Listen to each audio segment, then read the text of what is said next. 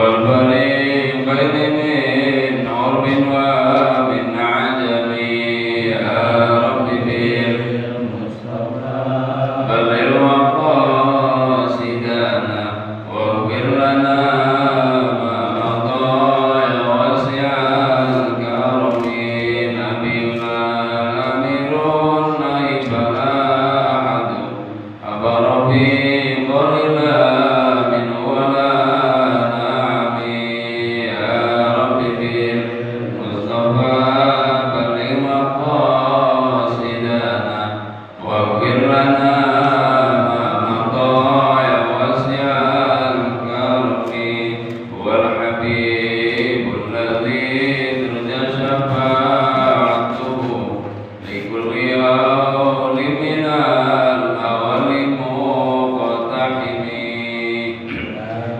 بالمصطفى بلغ مقاصدنا واغفر لنا ما مضى واسع الكرم اللهم صل وسلم وبارك عليه وعلى آله الفاتحة حضرة سيدنا رسول الله محمد عبد الله صلى الله عليه وسلم وعلى آله وأصحابه وأزواجه وذريته وأهل بيته من أرواح آبائه وإخوانه من الأنبياء والمرسلين الصحابة والتابعين وأئمة الأربعة المجتهدين والمقلدين والعلماء العاملين ومشايخنا في الدين خصوصا المسلمين بيت الكتاب كما تجمع والواقع عبد العزيز بن سسوبر بن محمد قاسم بن مشان في الدين في سلسلة طريقة قادر السبتية وإلى أرواح جميع الله تعالى في تجربة الزواج جبرت خصوصا الأرواح المسلمين القرن الجميع من العلماء كاسم أشعري وأصولي وفروعهم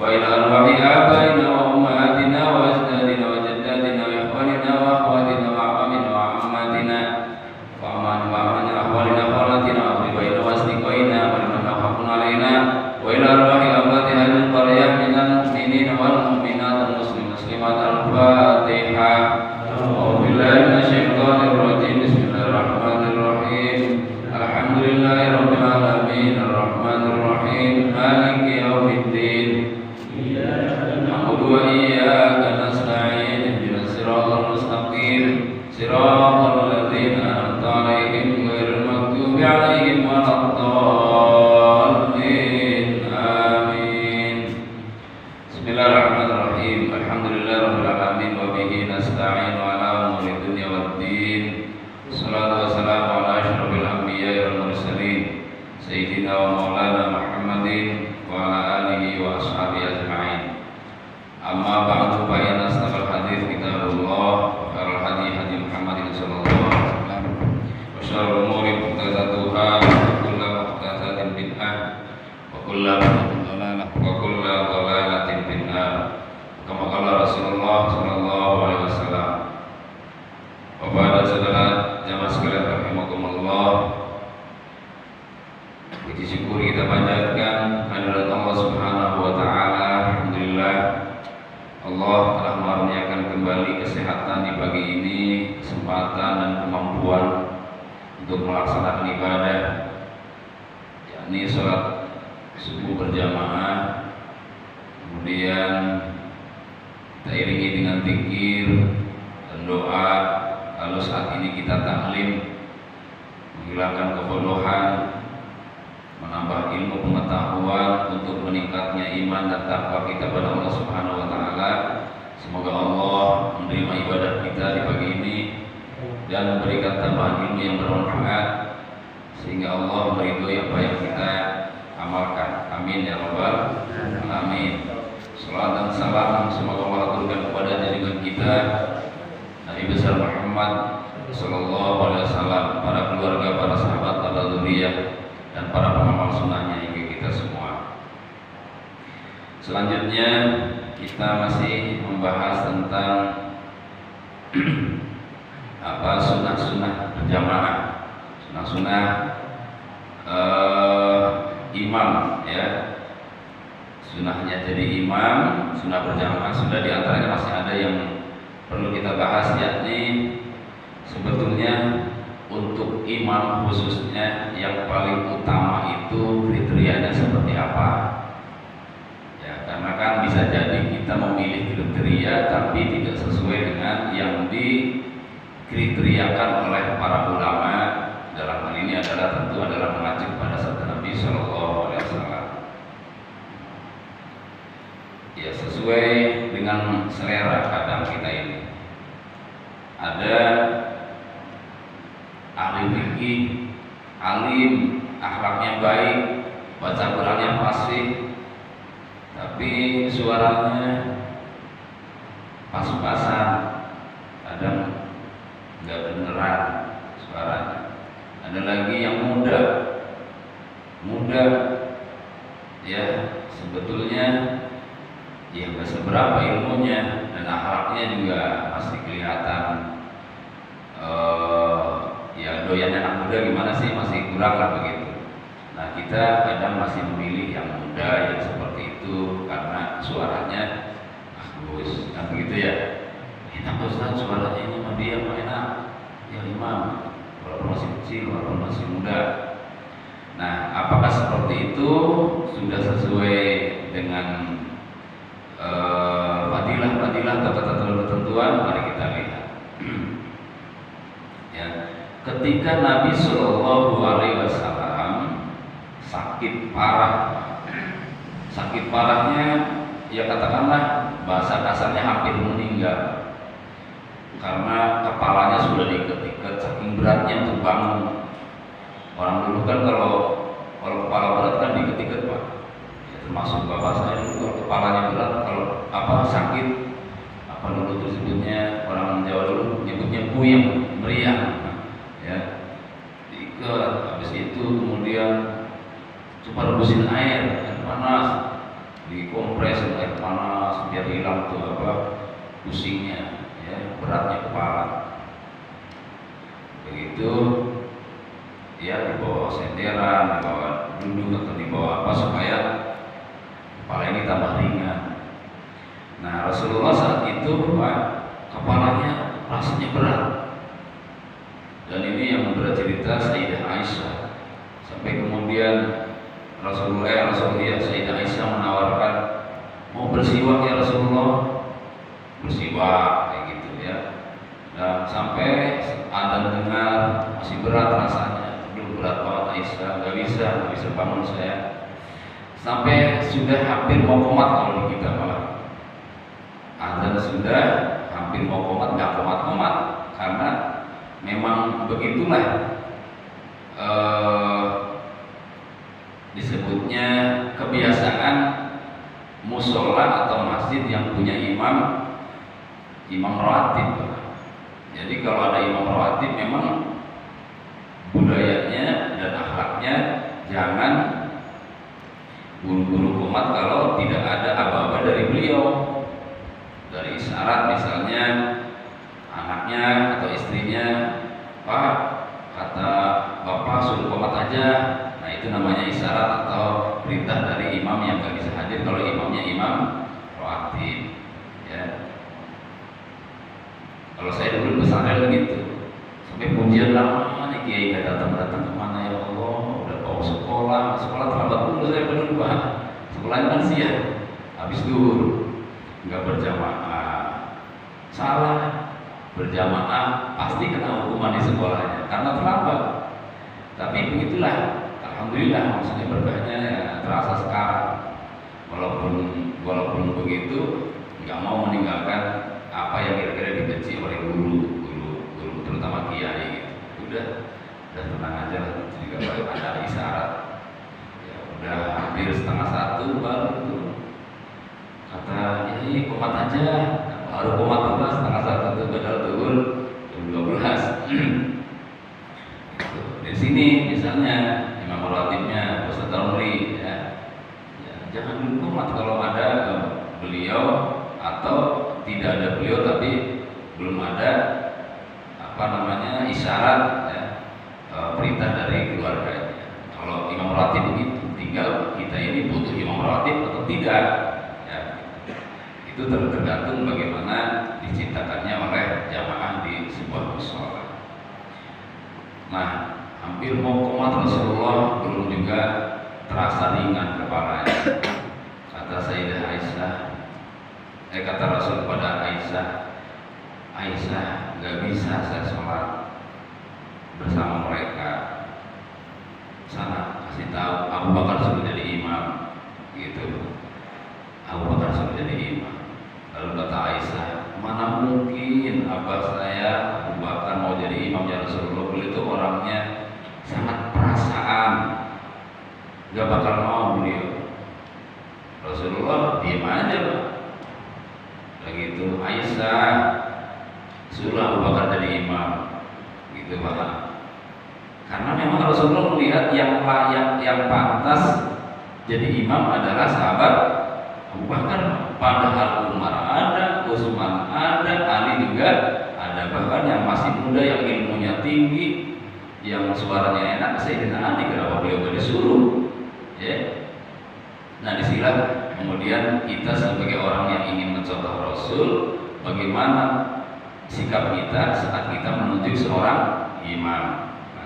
Cari yang kira-kira ilmunya, nah, lalu urutannya dan seterusnya apa yang nanti kita bahas.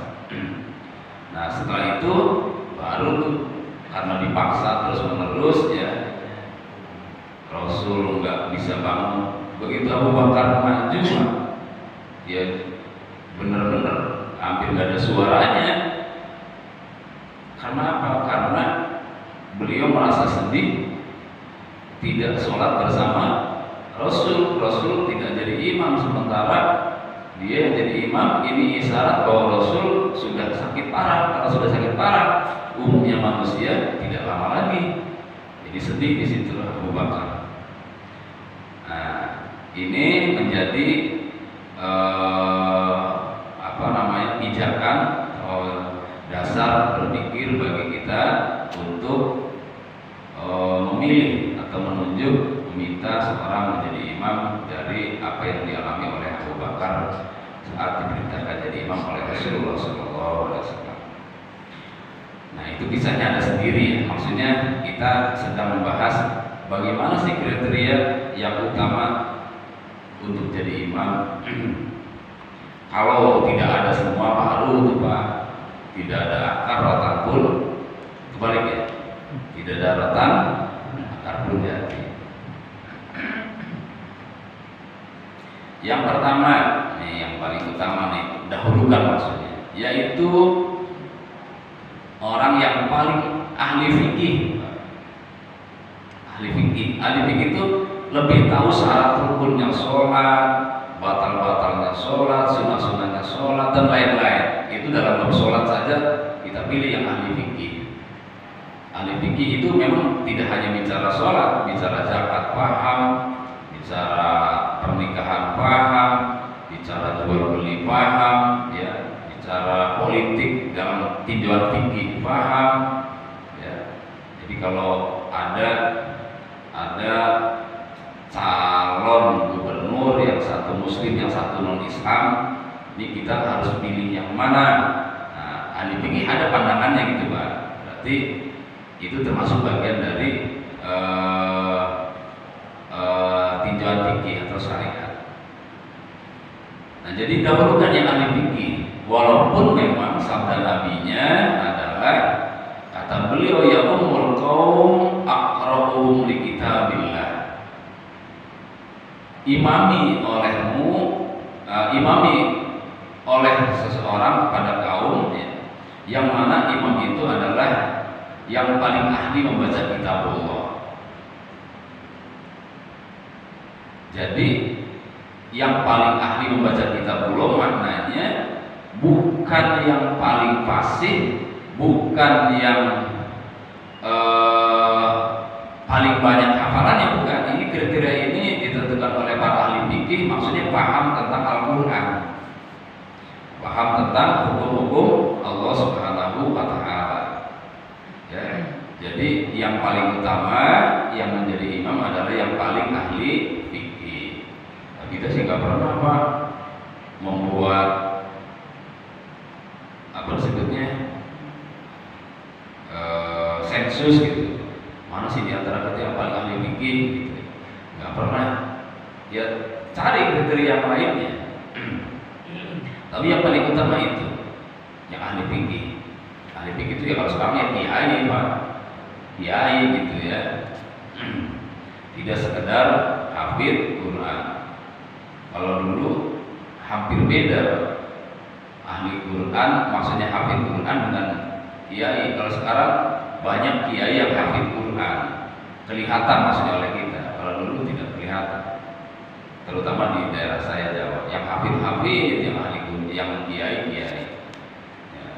Sehingga bisa dibedakan.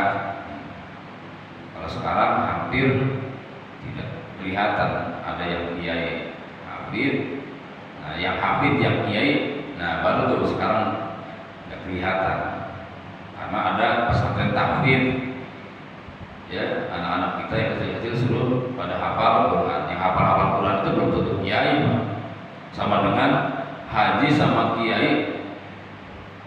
Abdul mana? Ya Abdul Kiai. Abdul Kiai maksudnya kalau jadi imam. Haji kan kesana bukan mencari ilmu, bukan mengikuti pendidikan, tapi mengamalkan peribadatan. Kalau zaman dulu haji, iya sambil ngaji dulu, sehingga hajinya itu bukan 40 hari paling lama, sampai 7 bulan. Di samping memang kendaraannya lama di lautan, akan tetapi juga mereka memanfaatkan waktu untuk belajar agama di sana, sehingga pulang haji itu ya tambah alim, tambah pinter. Nah, kalau sekarang ada haji yang cukup 10 hari selesai, jadi nggak menandakan itu ahli ilmu, hanya ibadah saja, tidak menuntut ilmu. Jadi yang pertama adalah yang paling mengerti tentang ilmu fikih atau paling alim. Lalu yang kedua, apabila ada orang ahli fikihnya sama-sama ahli fikih, maka orang yang paling fasih bacaan Al-Qur'annya, baru tuh yang kedua yang paling fasih bacaan Al-Qur'annya. Ya. Jadi kalau yang satu ahli fikih, yang satu fasih fikih tapi kurang fasih tapi tidak ahli fikih, tetap ahli fikih yang utama. Kalau yang dimaksud fasih itu adalah tidak sampai membatalkan sholat, karena tidak mungkin ahli fikih tidak tahu batalnya sholat, Pak. Ya. Yang dimaksud kurang fasih itu ya apa disebutnya kurang sempurna kefasihannya. Ya fasih dengan mengamalkan tajwid hampir sama Pak, tapi sesungguhnya beda. Fasih sendiri, tajwid sendiri, ya.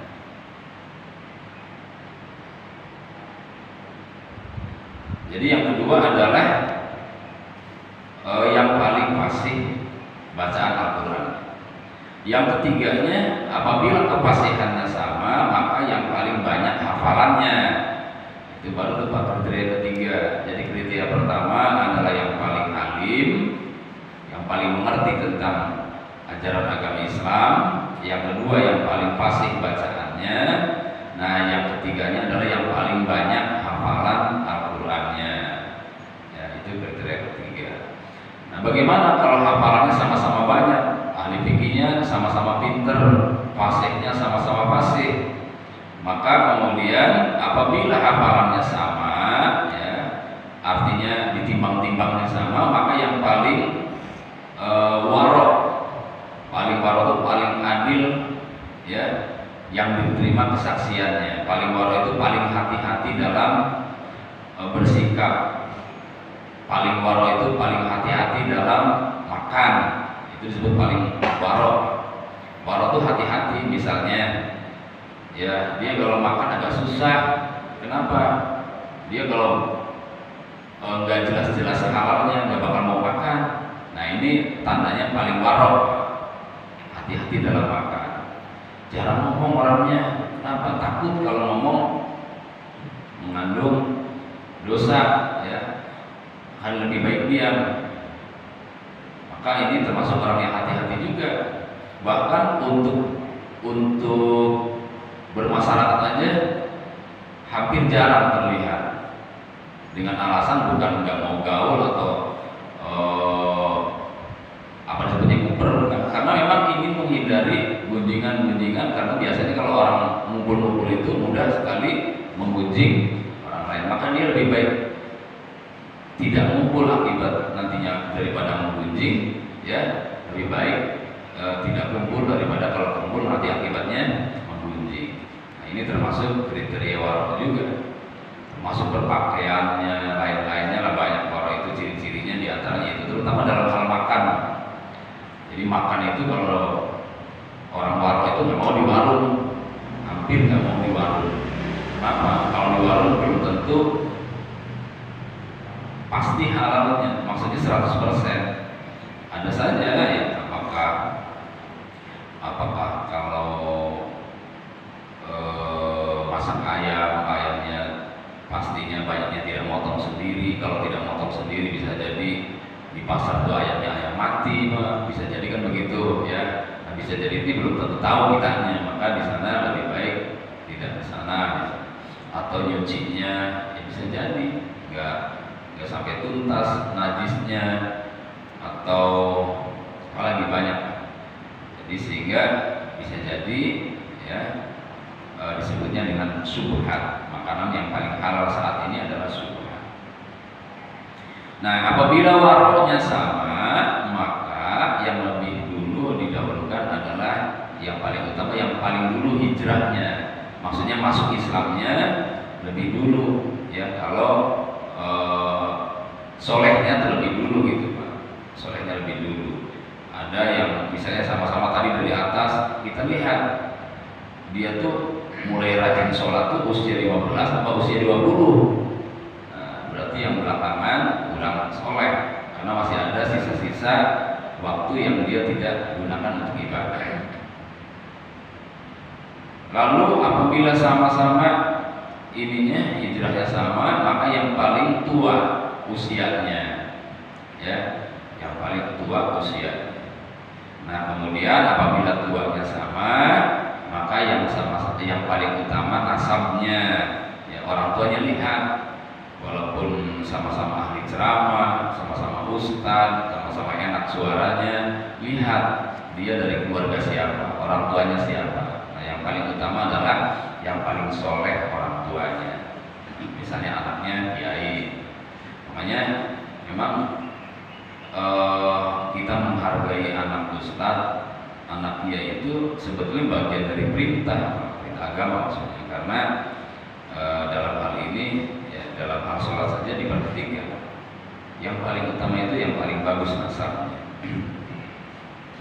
Nah, lalu berikutnya apabila sama semua dari atas sampai bawah tadi, maka yang paling bersih ya, yang paling rapi dan yang paling merdu suaranya, yang paling enak suaranya, baru tuh Pak yang ke-9.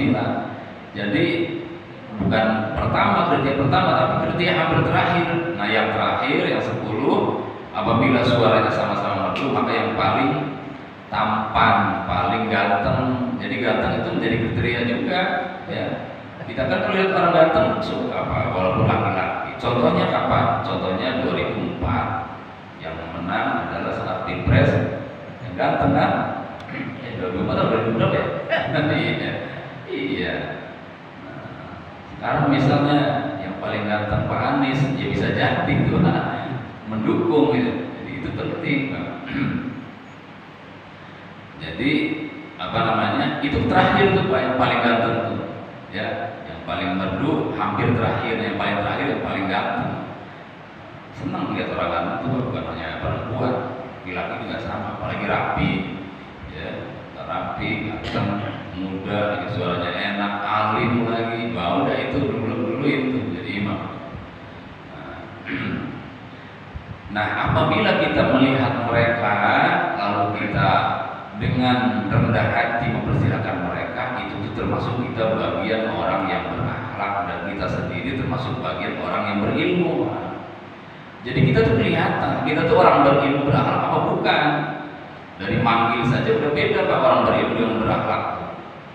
Jadi kita tuh diutamakan oleh agama, oleh Allah, oleh Islam. Kata Nabi, ahsanuhum khuluqa, yang paling utama di antara orang beriman adalah paling baik akhlaknya. Ya, yang paling baik akhlaknya yang seperti apa? Ya di mana saja, di saat di dalam sholat maupun di dalam sholat, yang paling utama di antara kita adalah orang yang paling baik akhlaknya. Yang paling baik akhlaknya itu terlihat dari kata-katanya, dari cara mempersilahkan, dari cara menghargai.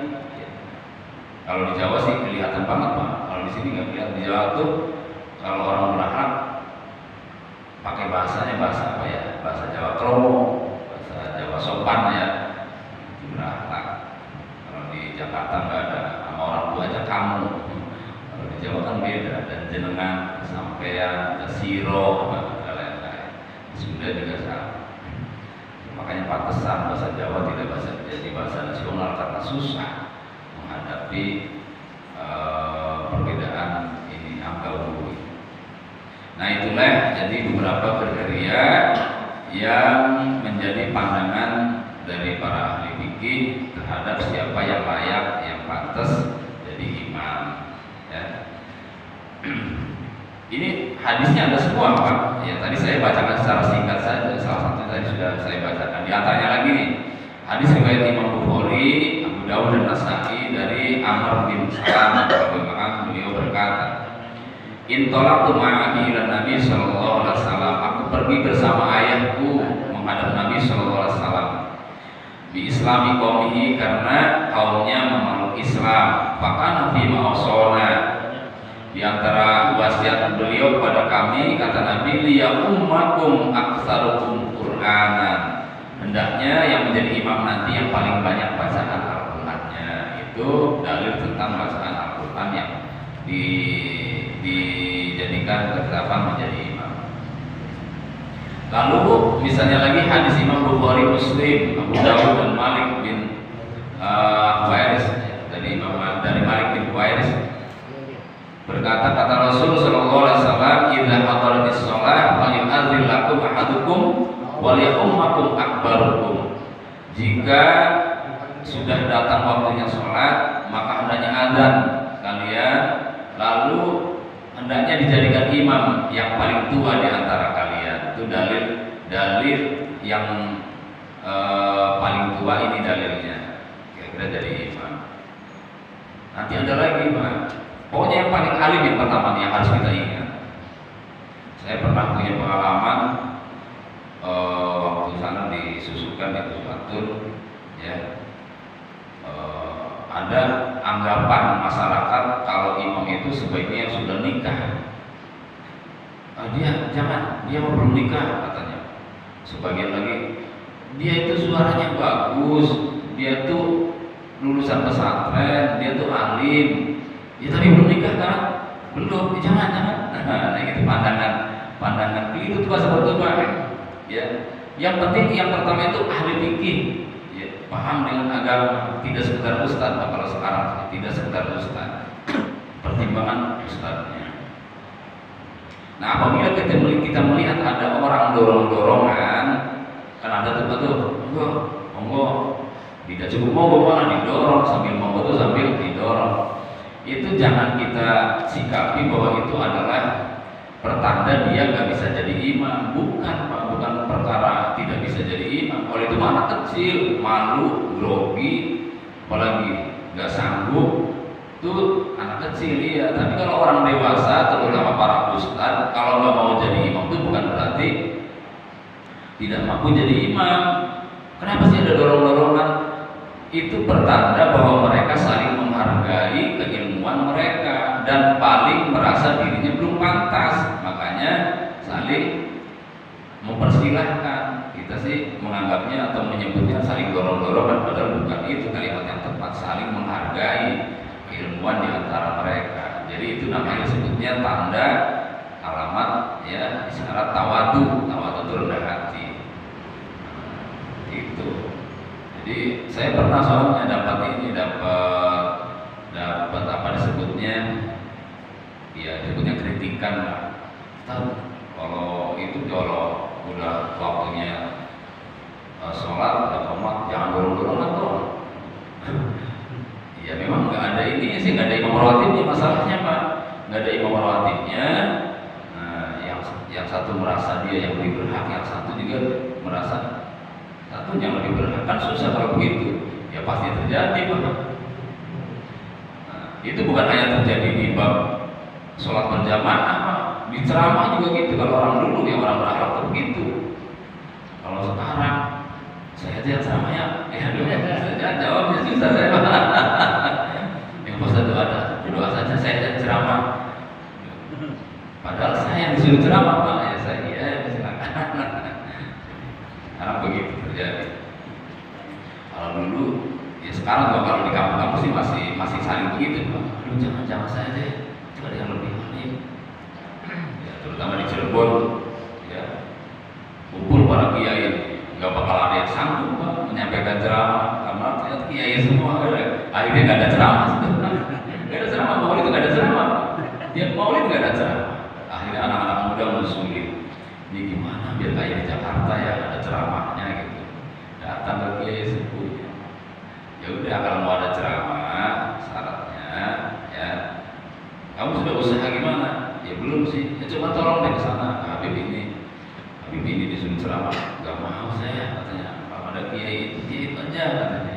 Gak mau. Ya udah aja ke kiai itu. Ya itu gak mau. Ada kiai ini.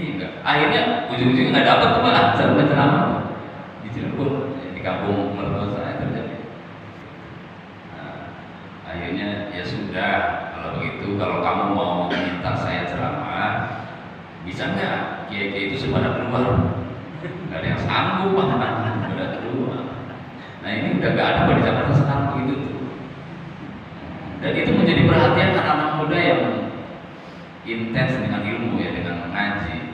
Jadi perhatian, oh ternyata menghargai orang lain itu bagian dari pengamalan agama. Seandainya mereka ceramah, belum tentu teringat sampai sekarang, tapi dengan melihat bagaimana sikap mereka saat itu masih terbayang oleh mereka yang anak-anak muda ini, sehingga itu perlu dimiliki dan diamalkan oleh kita saat orang beragama. Jadi bukan hanya di bab sholat atau dorongannya di ceramah. Apakah karena nggak ada amplopnya? Ya perkara amplop itu juga hanya ada di Jakarta dulu, di kampung. Sekarang juga nggak ada. Sampai sekarang kalau acara tahlilan, ya acara ini apa namanya akikah dan lain-lain, kita kalau di kampung Bapak, saya belum ada. Makanya pantas banyak orang minat ceramah karena itu ya. Ya mudah-mudahan sih tidak ya. Ini niat mengamalkan apa namanya ajaran agama. Nah jadi tidak perlu saya bacakan semua hadisnya. Yang penting tadi intinya tadi ada 10 kriteria.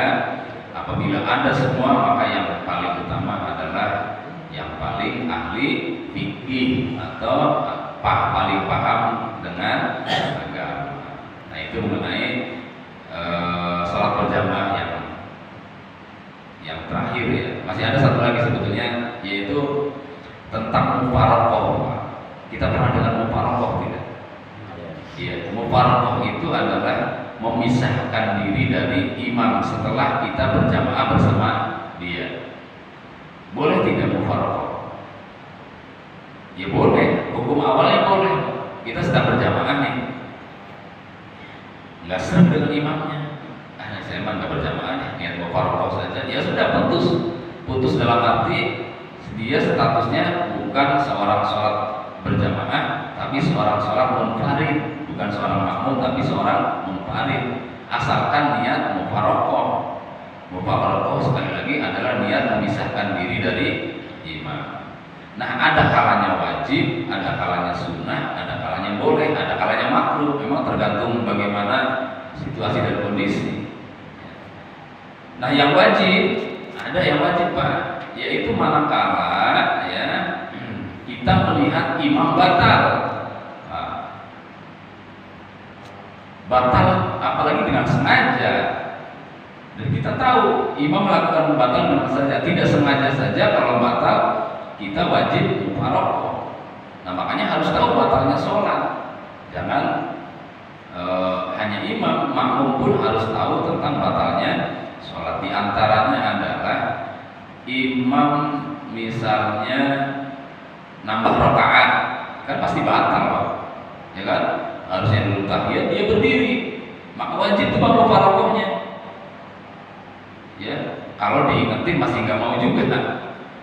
Ya, dalam satu pandangan lain, kalau imam yakin berarti imam belum batal. Imam yakin itu maksudnya berdasar keyakinannya, tapi keyakinan makmum berbeda dengan keyakinan imam, maka boleh kalau begitu makmum menunggu imam sampai duduk kembali tahiyat dan kemudian salamnya bersama imam, dibolehkan. Tapi kalau mufarokoh niat bisa dari imam udah salam duluan itu sah. Tapi yang penting niat mufarokoh. Ya, itu contoh batalnya imam.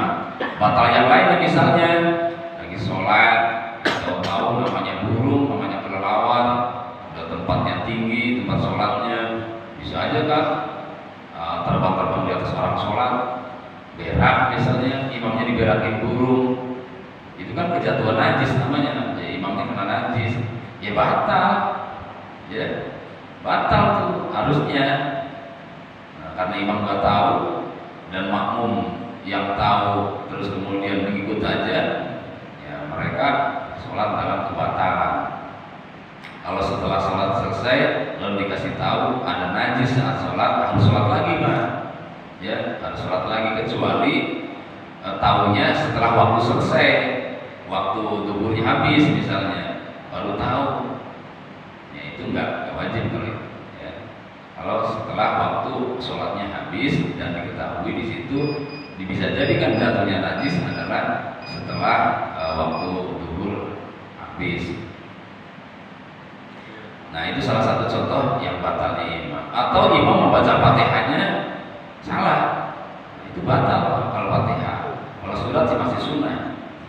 Jadi kalau fatihah hukumnya wajib benar secara makhraj, secara urutan, sehingga dapat menentukan sah tidaknya sholat atau batal tidaknya sholat. Ya. Nah, adapun yang boleh itu tidak wajib, tidak makruh, sunnah, yaitu karena terjadinya masyaqqat seperti lambat gerakan makmum dalam mengikuti gerakan imam, ya imamnya cepat, nah, itu boleh kita berpisah dengan imam di tengah-tengah sholat, atau kebalikannya imamnya kok slow banget, ya kurang cepat, padahal kita buru-buru Pak, buru-buru ada hajat, pesawat lagi urusannya, kalau ketinggalan udah dihangus tuh tiket, udah kita mau baru aja cepetin sholatnya, itu boleh Pak. Ya. Kita kadang masih mempertimbangkan perasaan gak enak, padahal boleh-boleh saja ya, tidak wajib, juga tidak sampai makruh, kecuali memang tidak ada urusan apa-apa, hanya sekedar tidak suka dengan imam saja, itu makruh namanya, hukumnya makruh. Kalau yang tadi boleh itu diizinkan kalau karena hajat, karena sakit misalnya, karena mules, bisa jadi Pak. Ya, imam udah tahu kita mules, bacanya Ar-Rahman, boleh itu Pak mufarokoh, niat misah dari imam, karena buru-buru ada hajat yaitu mules atau mau pergi kemana. Ya, asal tahu, yang penting adalah niat mufarokoh. Nah berikutnya ya berkaitan dengan udzur sholat berjamaah. Ada udzurnya, artinya diizinkan tidak sholat berjamaah, terutama bagi laki-laki dewasa yang mungkin itu kan ada sebagian ulama mengatakan wajib sholat berjamaah itu. Ya, laki-laki dewasa mungkin wajib sholat berjamaah menurut Imam Hanafi, Abu Hanifah kalau mendengar azan. Kalau menurut mazhab Syafi'i tetap sunnah muakkad. Kalau menurut Imam Hanafi wajib, karena ada hadis yang menyatakan atau yang menjelaskan di mana ada seorang buta minta izin agar tidak sholat berjamaah karena nggak ada yang nuntun. Rasulullah, saya kadang nggak ada yang nuntun, saya takut tabrak kendaraan atau kejeblos atau tersesat, maka saya izin tidak sholat berjamaah. Iya udah, nggak apa-apa katanya. Lalu ketika mau berpaling Rasulullah nanya lagi, tapi kamu dengarkan ada azan? Dengar sih, ya udah wajib datang. Jadi orang buta pun harus sholat berjamaah. karena menunjukkan bahwa adzan kalau terdengar itu dekat, Pak, nggak jauh-jauh amat, itu begitu maksudnya. Kalau sekarang kan adzan jauh juga kedengeran, baru itu problem bagi orang yang buta. Kalau dulu, ya. Jadi kalau ada masalah di perjalanan atau masalah masyaqqat disebutnya, masyaqqat itu yang memberatkan atau yang akan membahayakan, itu boleh tidak berjamaah. Ya, yang kedua karena sakit yang dapat memberatkan dirinya pergi untuk menuju sholat berjamaah. Kalau tidak sakit, tidak ada masyaqqat, maka silahkan kita dianjurkan menurut mazhab Syafi'i atau diwajibkan menurut Imam Hanafi untuk sholat berjamaah. Yang berikutnya lagi karena ada hujan lebat yang kita tidak punya payung, ya, itu hukumnya kita juga termasuk kudu sholat berjamaah. Atau sangat panas suhunya atau sangat dingin, ya. Panasnya luar biasa, nggak ada payung, nggak punya sejadah untuk menutupi berangkat ke masjid karena panas, kayak di Mekah kan, ya. Masjidnya jauh, kita tinggalnya di hotel yang jauh, panas nggak kuat, itu termasuk uzur berjamaah. Lalu kemudian saat itu sangat lapar dan makanan sudah disiapkan, enggak, itu termasuk uzur berjamaah.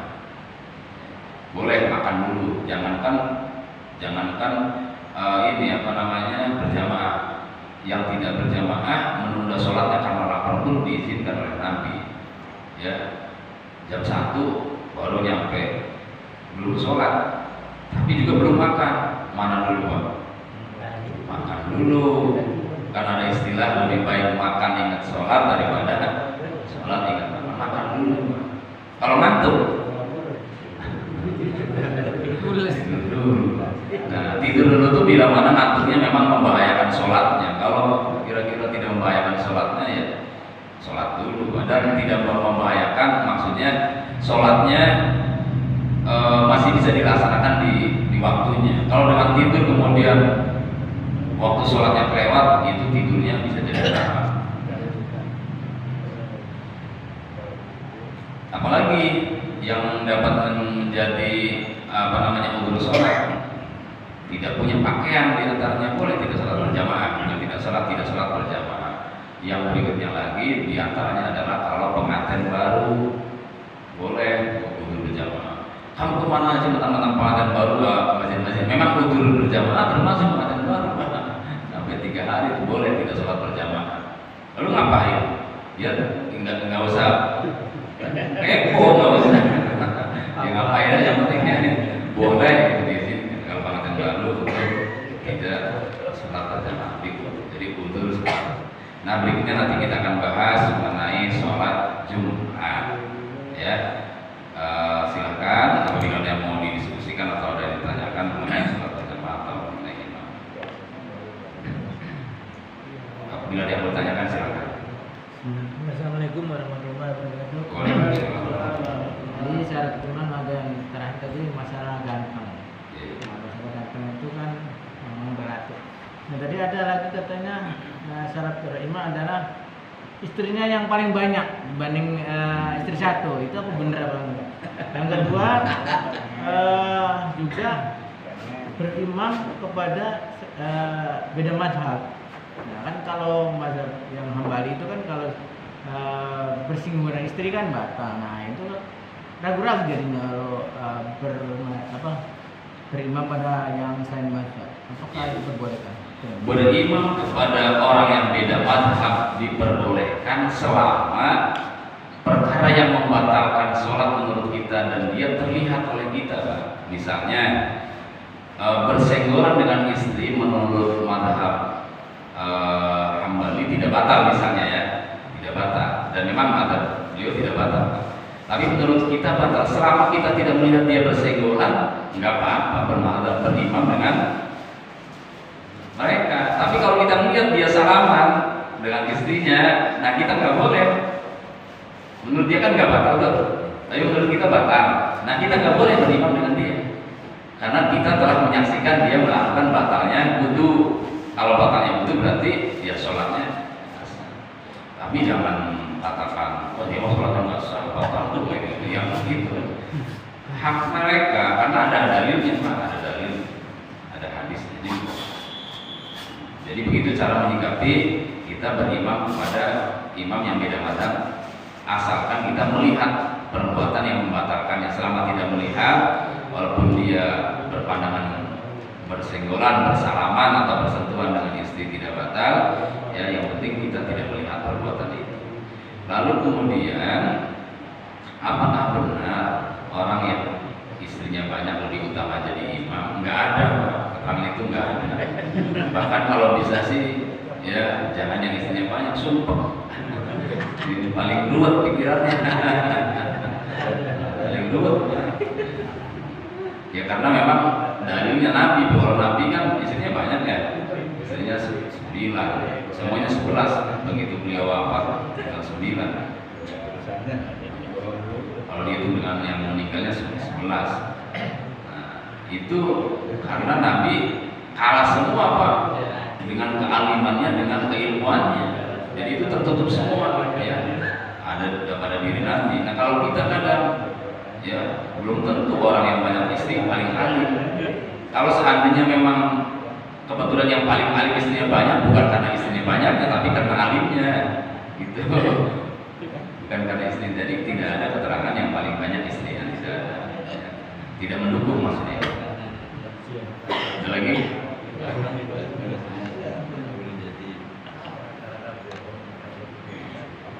Ada lagi? Cukup? Alhamdulillah.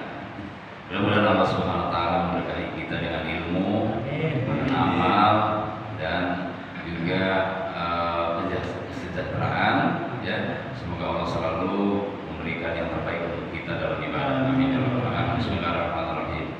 Alhamdulillahirabbil alamin. Wassalatu wassalamu ala sayyidina Muhammadin